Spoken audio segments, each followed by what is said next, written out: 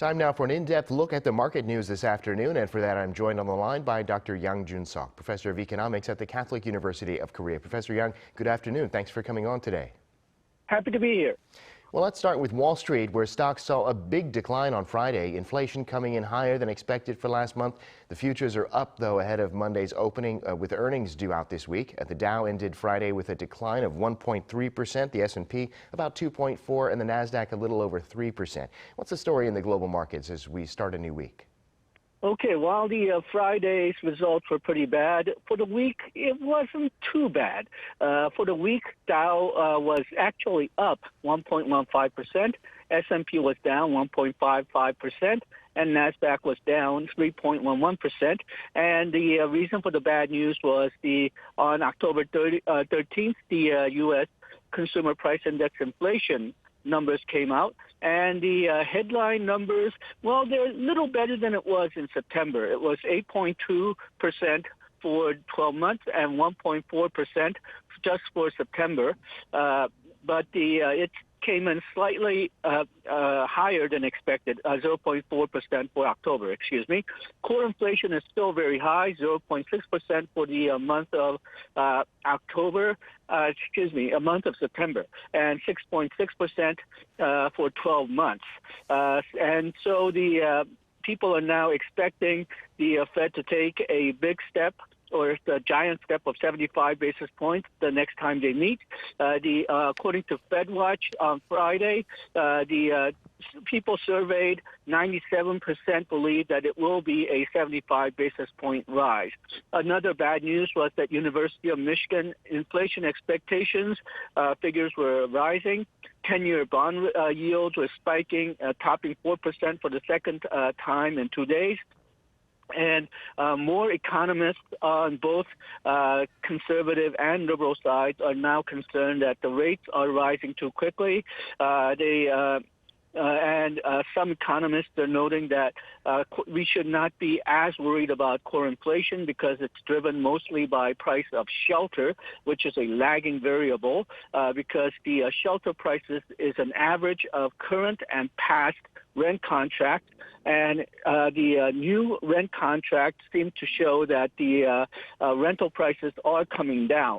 But still, the high inflation is causing the market to expect a increasing interest rates. 75 basis points was what the Fed has signaled in the past, and more it seems like that will take place. For the European stocks, today, the market rose at the beginning of trading. The Bank of England ended 2 weeks emergency purchase of government bonds. It bought about 1.3 trillion pounds worth of government bonds. On Friday, the Prime Minister Truss fired the finance minister and replaced him, and the plans for corporate tax cuts and some income tax cuts were shelved for now. For Asian stocks, Nikkei was down, Shanghai was up, and Hong Kong was down. The big news in Asia is the U.S. measures on the Chinese semiconductor industry.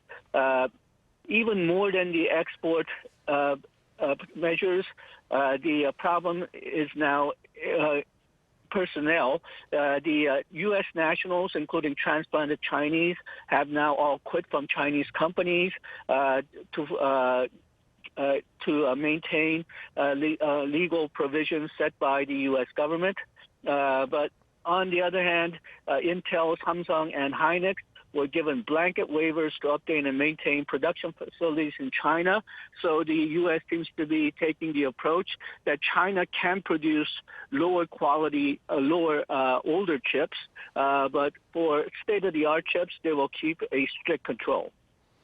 Right, and Korean stocks started out lower today but ended with a moderate gain. Retail, foreign investors were net buyers. Among the big names, gains for Samsung Electronics and some of its affiliates. Another big hit for shares of Kakao, though. Their share price has been basically cut in half the past couple of months.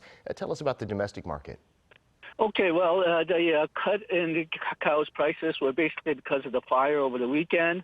There seems to be some indication that President Yoon may take a look at cacao, whether it's a monopoly, and take measures to penalize cacao for basically not taking care enough to avoid this type of fire and the paralysis in the Korean IT networks. Another big stocks that's taking attention is the KEPCO, the Korea Electric and Power Company. It has the price of that stock is down nearly 15% in October, more than 22% since the beginning of the year. Foreign investors are leaving, especially, and the losses in the first half of the year were reported to be 14 trillion won, and loss for the year can reach as high as 30 trillion won. But given those type of bad news, the market actually did fairly well. Today, Kospi went up 0.32%, ended at 2,219.17. Individuals and foreigners bought and institutions sold. Kosdaq ended up 0.55%, ended today at 682.00. Individuals and foreigners again bought and institutions sold. And the big news in these markets seems to be that even though some stocks like KEPCO, the foreigners are leaving, but for Korean market as a whole, the foreigners seems to be coming back, and that seems to signal some hope for the stock market.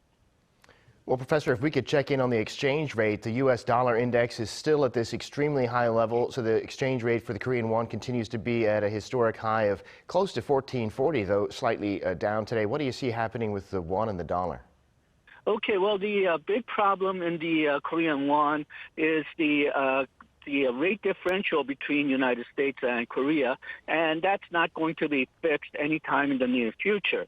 A lot of people are putting their hope in currency swap with the United States, but as Vice Prime Minister Chu has mentioned, currency swap is not a cure. However, it may slow down the depreciation, the speed of depreciation, and if Korea ever gets into a trade surplus again, that may also slow down the depreciation, but it will basically not end until the U.S. stops raising the interest rates.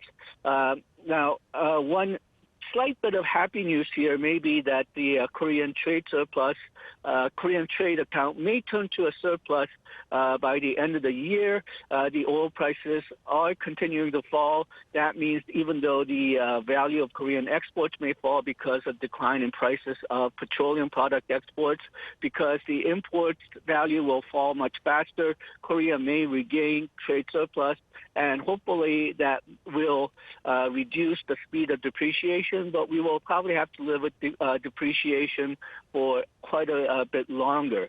For the month, Korean won, for the last month, Korean won depreciated by 3.62%. Euro depreciated by 2.76%. British pound depreciated by 2.7%. Japanese yen by 3.96%. Chinese yuan by 3.04%.